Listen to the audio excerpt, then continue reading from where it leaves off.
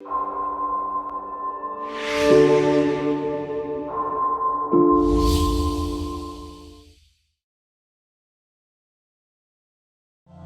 most frequently cited perceived harm associated with marijuana today is addiction. I mean, you do know it's addictive, highly addictive, right? Because I believe it is addictive and it leads to more serious drugs.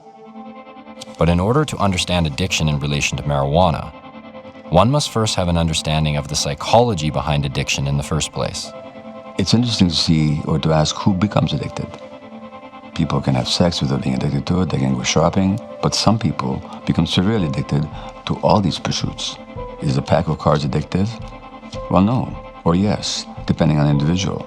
So it's the same process no matter what the addiction is. The only difference is that the substance addict is getting the dopamine from an outside substance, whereas the behavior addict is having it triggered from the particular behavior.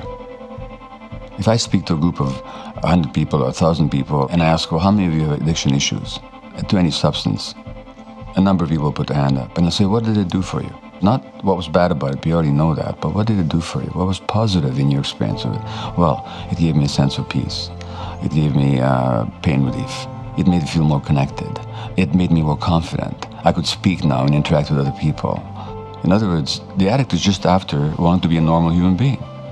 And the real question is, what keeps them from having those qualities in their lives and what happened to them? And so that the addiction should be seen not as the problem, although it is a problem, but it's not the problem, it's the addict's attempt to solve a problem in the first place. The adverse childhood experiences studies done in California looked at conditions such as physical, sexual, and emotional abuse in a child's life, the loss of a parent through death, or a rancorous divorce, or a parent being jailed, or mental illness in the parent, or addiction in the parent, or violence in the family.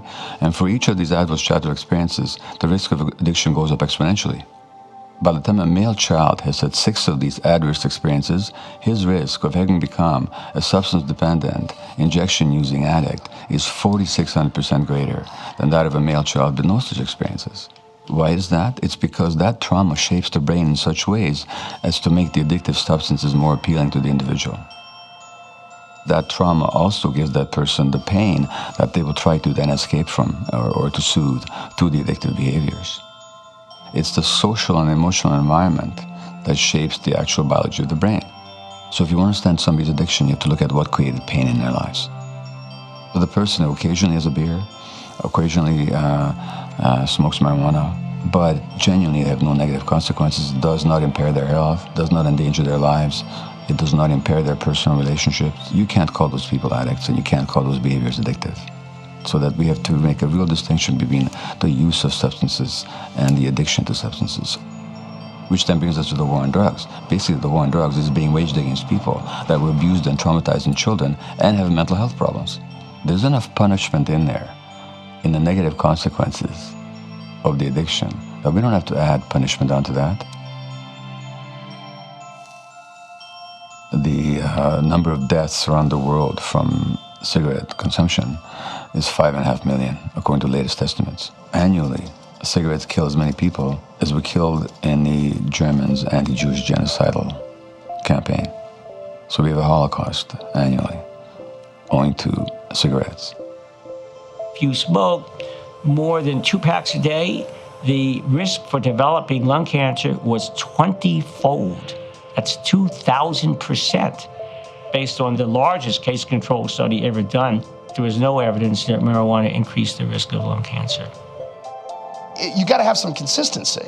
There's a million different drugs that are sanctioned by the society that don't have that happy ending, that you take too much and you're fucked. I've got a friend whose auntie had to go to rehab for buying 2 boxes of Krispy Kremes every day and eating them in the woods so nobody found her. Based on that anecdote, let's make Krispy Kremes illegal. I will fight any man, by the way, who suggests that.